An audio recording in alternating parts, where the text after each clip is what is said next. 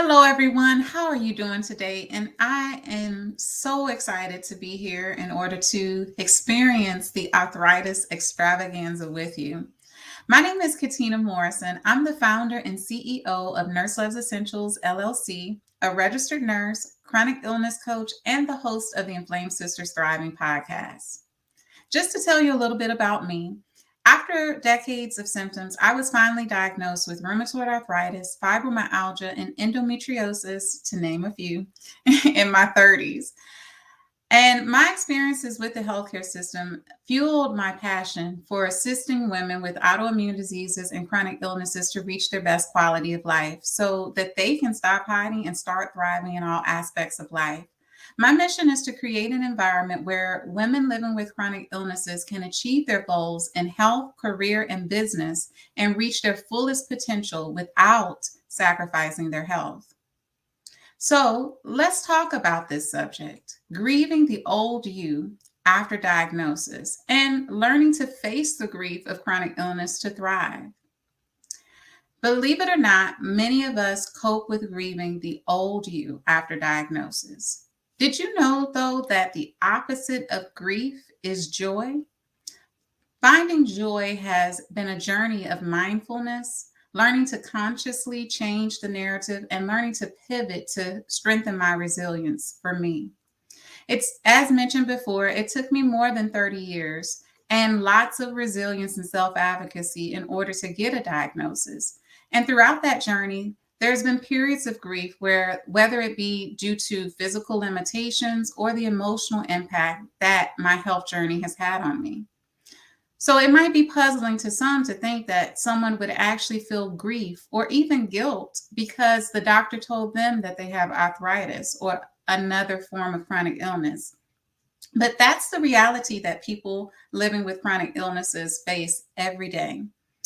In an article by the nonprofit Chronic Joy, the article's name was In the Midst of Grief, Mourning Our Losses. And it describes the grief of chronic illness as a journey and the losses that we may face. Some of those losses might be relationships, community, health, independence, memory, mobility, employment, financial resources, their homes, or even educational opportunities. And with every loss, this can result in grief. I think that people with chronic illnesses like us at times can experience grief because of the losses that can compound. Because oftentimes it's not just one thing that you lose, but it's multiple things. Or it may not just be one chronic illness diagnosis that you have, but it could be multiple chronic illness diagnoses that you have to cope with that might overwhelm you. For some reason, having a chronic illness can also make people feel that they are less than or that they can't live up to the expectations of others. But it's okay to acknowledge your vulnerabilities and to be transparent and to set boundaries for yourself and others. But what is not okay is for you to think that you are less than. You are still a complete person who deserves to take up space, fill that space in this world and in the lives of others. Now, there are more reasons that we might experience grief, but this time we're going to take it from another route. We're going to talk about ways that you can actually cope with that grief. So, let's say not being able to spend as much time as you would like to with your loved ones or having to cancel plans with your friends and family last minute. This can bring us grief because we might have been at one time the life of the party. I know I was and I have become again. Um, but this is a reality of chronic illness is that it's unpredictable. You might give your word that you can attend an event or engage in some type of activity, but a flare up comes out of nowhere. So that means you may have to cancel last minute. However, one way that you can rectify this is by letting people know about your availability, how that can change based upon your health. So that if you do have to cancel last minute, it won't be as painful for them or for you because they're aware. So letting people know about your chronic illness is also something that is going to be important for your relationships. Sometimes we may feel less useful. Everyday household tasks can become very stressful at times, when, especially for those of us who are dealing with various forms of arthritis. I know my rheumatoid arthritis impacts my hands and my feet and other joints of my body. And it was very challenging for me to do things around the house.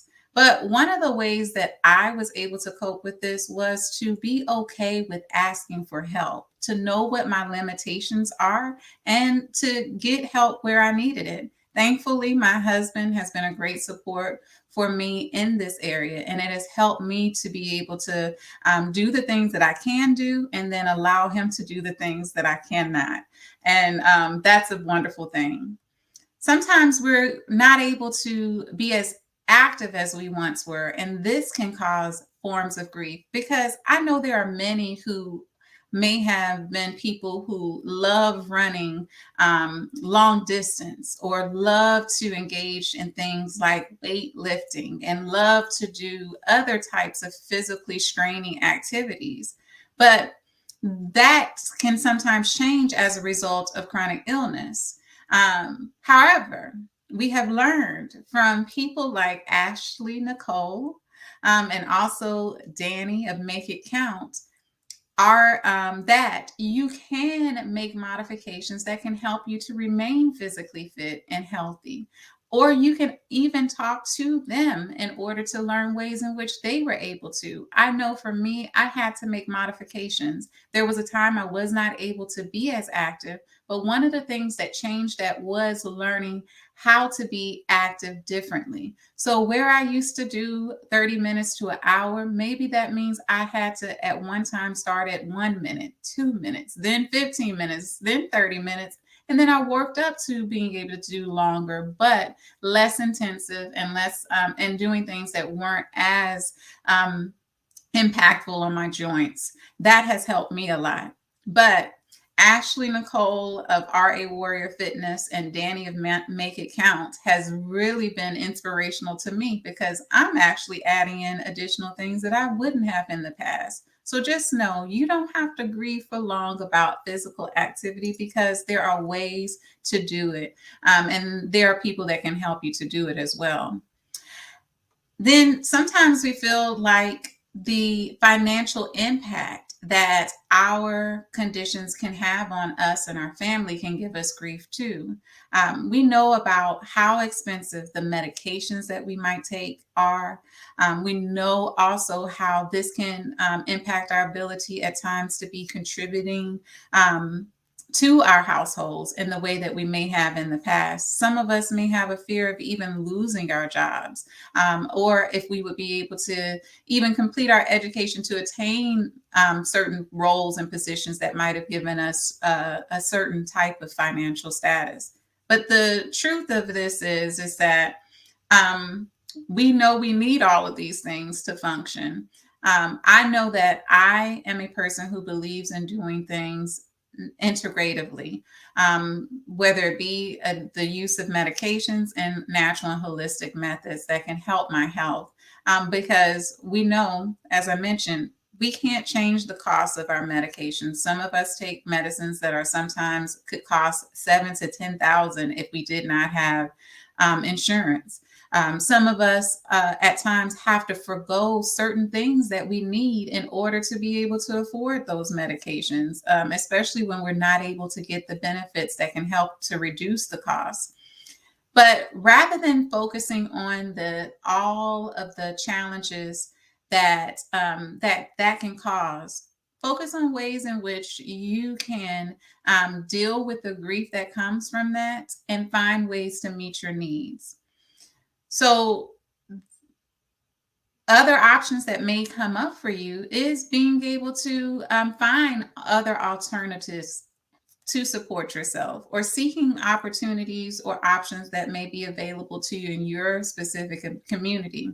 I know for me, I do have a career as well as my business, but I chose to find a career option that allows flexibility for me to work from home, for example. And I started a business that allows me to do what I'm passionate about, which it helps me to stay energized. And also, it's work from home as well.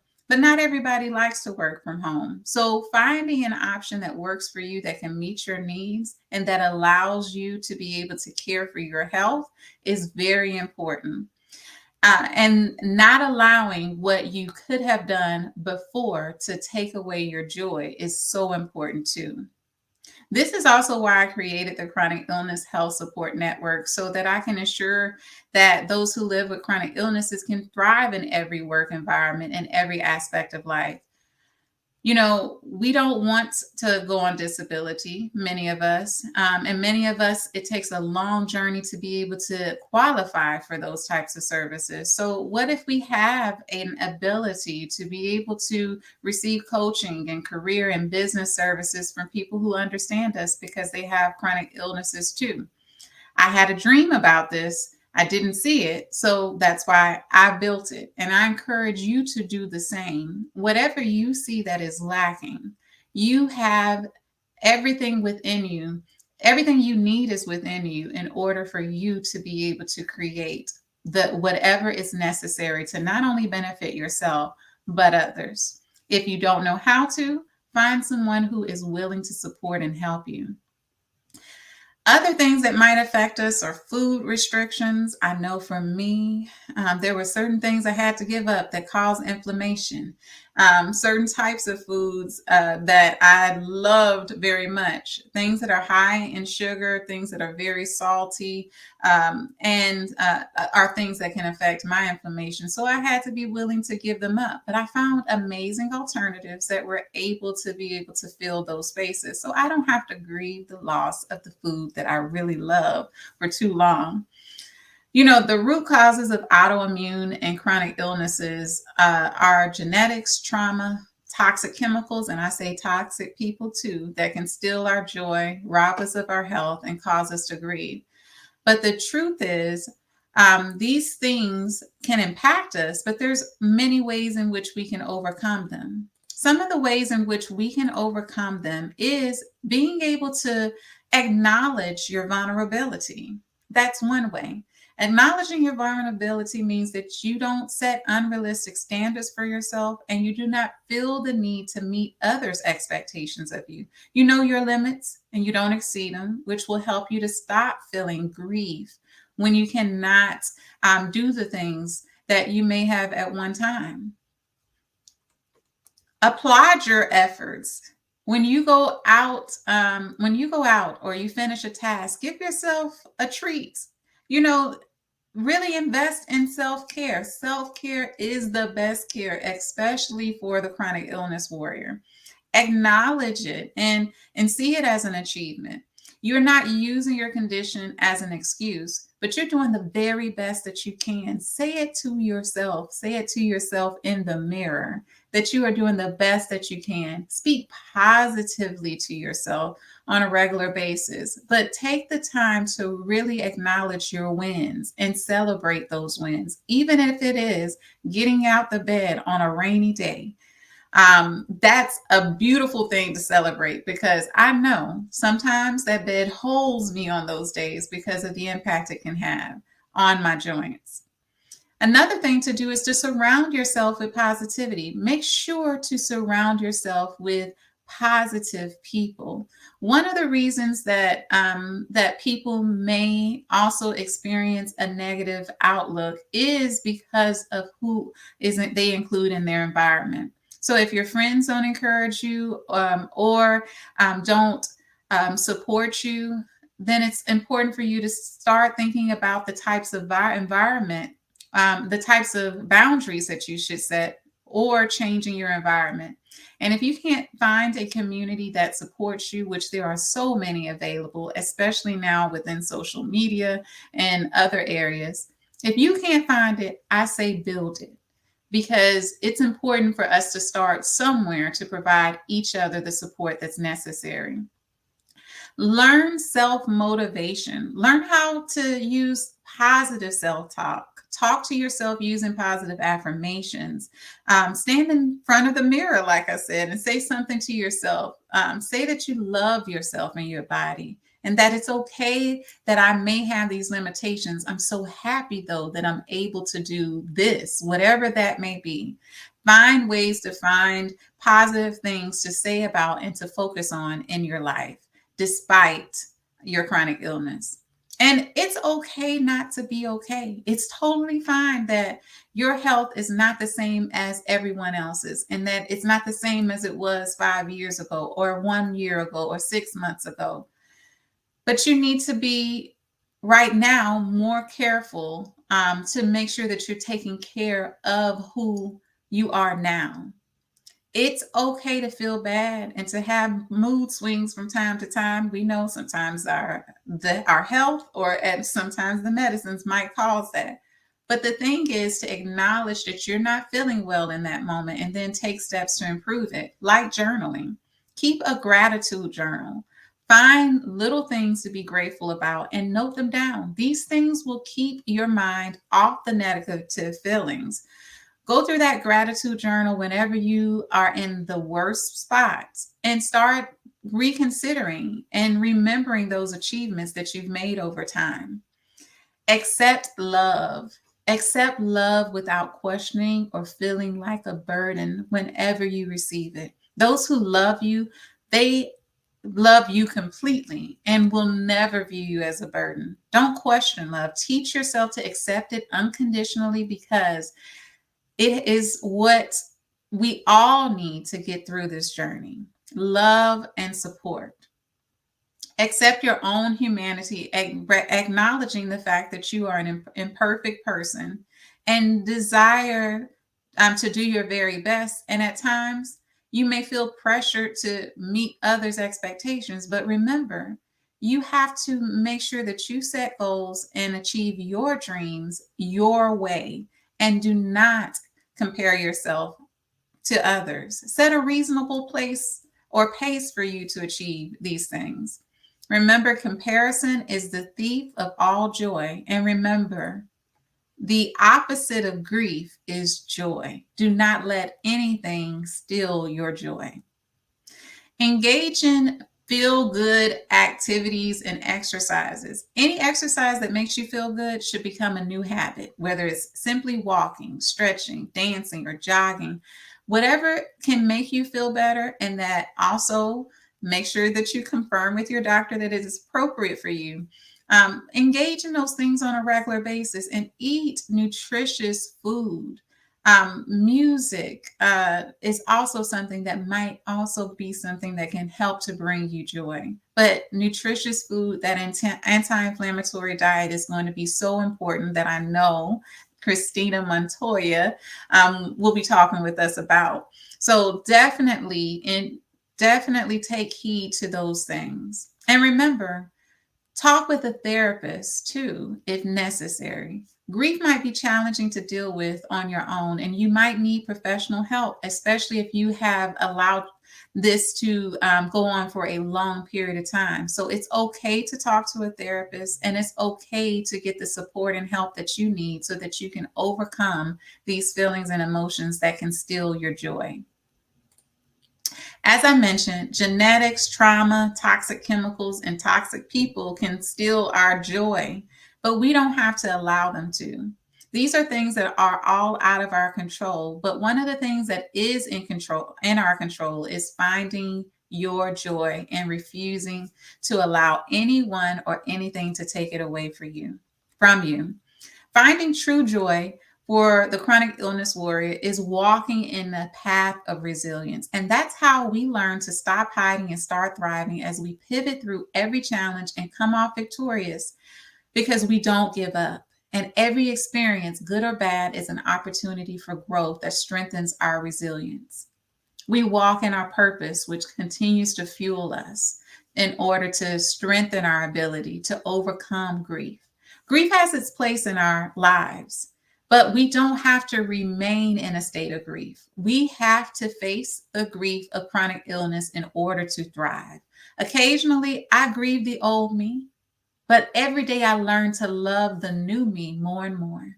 The new me is doing more than the old me ever imagined she could do. And so can you. We can put grief in its proper place and start thriving in all aspects of lives. So I want to thank you, Cheryl, for having me here today. And thank you for allowing me to share this very important topic